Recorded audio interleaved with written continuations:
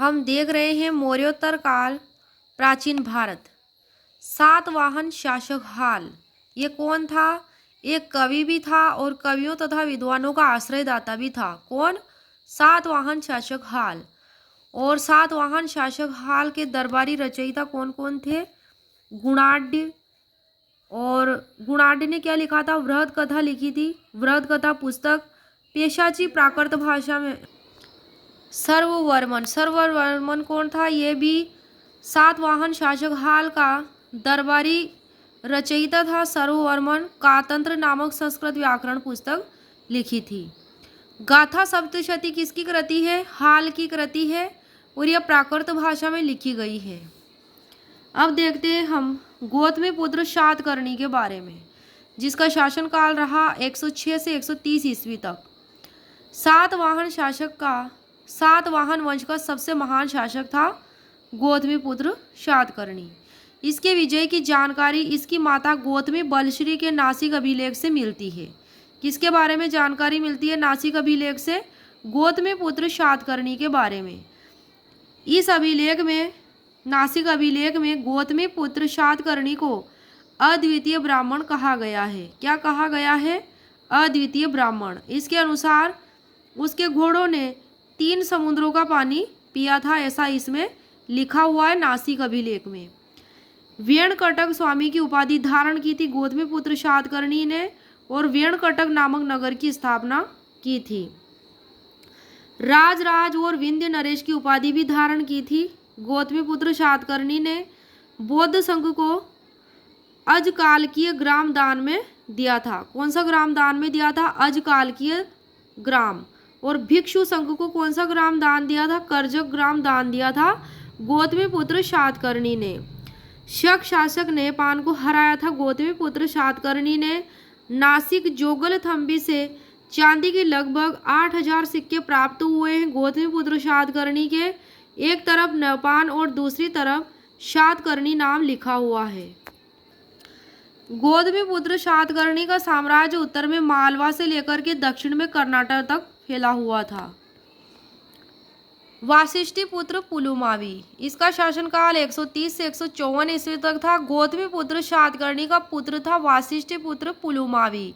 आंध्र प्रदेश पर विजय पाने के बाद उसे प्रथम आंध्र सम्राट कहा गया है। पेठन या प्रतिष्ठान को इसने राजधानी बनाई थी। आंध्र प्रदेश के औरंगाबाद जिले में गोदावरी नदी के किनारे पेठन राजधानी स्थित थी। शक शासक रुद्रदामन को 2 बार पराजित किया था वशिष्ठीपुत्र पुलुमावी ने। दक्षिणापथेश्वर कहा गया है इसको और उसका नाम पुराणों में पुलुमा मिलता है। किसका? वासिष्ठीपुत्र पुलुमावी का। इसके बाद शिवसी सातकर्णी, जिसका शासनकाल 154 से 165 था, और शिव स्कंद सातकर्णी, जिसका शासनकाल 165 से 174 तक था। ये राजा हुए। यज्ञ श्री सातकर्णी, इसका शासनकाल 174 से 203 ईस्वी तक था।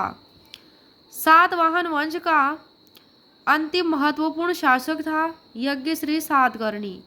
व्यापार और जल यात्रा का प्रेमी था। ये क्या करता था? व्यापार और जल यात्रा करता था। उसके सिक्कों पर जहाज के चित्र बने हुए हैं। इसके समय में जल यात्रा होती थी, व्यापार भी होता था उन्नत अवस्था में। यज्ञ श्री सातकर्णी के टाइम में इसके सिक्के आंध्र प्रदेश से, महाराष्ट्र से, मध्य प्रदेश से और गुजरात से मिले हैं। सामंतिक लक्षण का आभास सर्वप्रथम सातवाहन काल में मिलता है। किसका? जो सामंत रखते थे, सामंत हुआ करते थे, उनका। और इन सामंतों की 3 श्रेणियां बताई गई है। राजा, महाभोज और सेनापति में विभक्त थी सामंतों की श्रेणियां। सातवाहन काल में जिलों को आहार कहा जाता था। क्या कहा जाता था? आहार। इस शासनकाल अधिकारी को, इनके शासनकाल में अधिकारी को अमात्य और महामात्य कहा जाता था। क्या कहा जाता था? अमात्य और महामात्य। ग्रामीण क्षेत्रों में प्रशासक गोलमिक कहलाता था इनके शासक काल में। क्या कहलाता था? गोलमिक। गोलमिक में क्या क्या होता था? सैनिक टुकड़ी का प्रधान होता था गोलमिक, जिसके साथ कौन कौन रहते थे? 9 रथ, 9 हाथी, 25 घोड़े, 45 पैदल सैनिक हुआ करते थे। सातवाहन काल में राजा कृषकों के उपज का 6वां भाग कर के रूप में प्राप्त करता था। कितना? 6वां भाग। मिलिंद पन्नुओं और महावस्तु से व्यवसायों और शिल्पियों की विभिन्न श्रेणियों का पता चलता है, जिसके प्रधान को श्रेष्ठिन कहा जाता था। क्या कहा जाता था? प्रधान को श्रेष्ठिन कहा जाता था। और इस काल में पश्चिमी देशों के सातवाहन काल में पश्चिमी देशों के साथ ही साथ श्रीलंका, जावा, सुमात्रा आदि के साथ जल मार्ग से व्यापार होता था। इस काल में व्यापार व्यवसाय में चांदी और तांबे के सिक्कों का प्रयोग होता था, जिसे कांस्यार्पण कहा जाता था। शीशे की मुद्रा सर्वप्रथम सातवाहनों ने चलाई थी। किसने चलाई थी शीशे की मुद्रा? सर्वप्रथम सातवाहनों ने। सातवाहनों के काल में मुद्रा को सुवर्ण कहा जाता था। क्या कहा जाता था? सुवर्ण, जो 35 चांदी के कांस्यार्पणों के बराबर होती थी। कितने? 35 चांदी के कांस्यार्पणों के बराबर, कांस्यार्पण के। आंध्र सातवाहन वंश, यह 30 ईसा पूर्व से 250 ईस्वी तक माना गया है। संस्थापक सिमुक था। महाराष्ट्र, आंध्र और कर्नाटक तक विस्तृत था। पुराणों में आंध्र भृत्य कहा गया है। सातवाहनों को अभिलेखों में सातवाहन नाम मिलता है। इनकी राजधानी प्रतिष्ठान या पेठान हुआ करती थी। राजकीय भाषा सातवाहनों की प्राकृत हुआ करती थी। इनकी लिपि ब्राह्मी हुआ करती थी। इस वंश की जानकारी हमें अभिलेखों से भी प्राप्त होती है, सिक्कों से भी और स्मारक तीनों से प्राप्त होती है।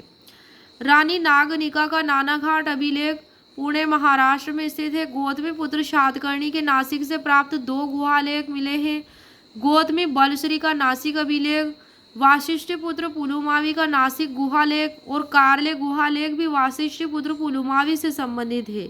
यज्ञश्री शातकर्णी का नासिक गुहालेख है। सातवाहनों की महत्वपूर्ण स्थापत्य कला, कार्ले का चैत्य और अमरावती स्तूप कला का विकास। सातकर्णी प्रथम, यह पहला यशस्वी शासक था सातवाहन वंश का। इसकी उपलब्धियों की जानकारी रानी नागनिका के नानाघाट अभिलेख से मिलती है। किससे मिलती है? रानी नागनिका के नानाघाट अभिलेख से। किसकी जानकारी? सातकर्णी प्रथम की। सातकर्णी प्रथम ने 2 अश्वमेध और 1 राजसूय यज्ञ करवाया था। क्या क्या करवाया था? 2 अश्वमेध यज्ञ और 1 राजसूय यज्ञ करवाया था।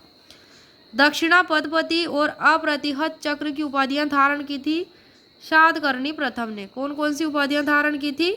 दक्षिणा पदपति और अप्रतिहत चक्र की। मालव शैली की गोल मुद्राएं और अपनी पत्नी के नाम पर रजत मुद्राएं उत्कीर्ण करवाई थी सातकर्णी प्रथम ने। इसके सिक्कों पर श्री सात का उल्लेख मिलता है। इस शब्द का सातवाहन दक्कन के कबीलाई लोग थे, लेकिन वे ब्राह्मण बना दिए गए थे। गौतमी पुत्र शातकर्णी ने 4 वर्णों वाली व्यवस्था को फिर से स्थापित किया था। वर्ण संकर व्यवस्था को इसने रोका था। इस काल में महिलाओं की दशा अच्छी थी। सातवाहन काल में महिलाओं की दशा कैसी थी? बिल्कुल अच्छी थी। महिलाएं शिक्षित हुआ करती थी। पर्दा प्रथा नहीं थी उस वक्त। उस काल में स्त्रियां संपत्ति में भागीदार होती थी।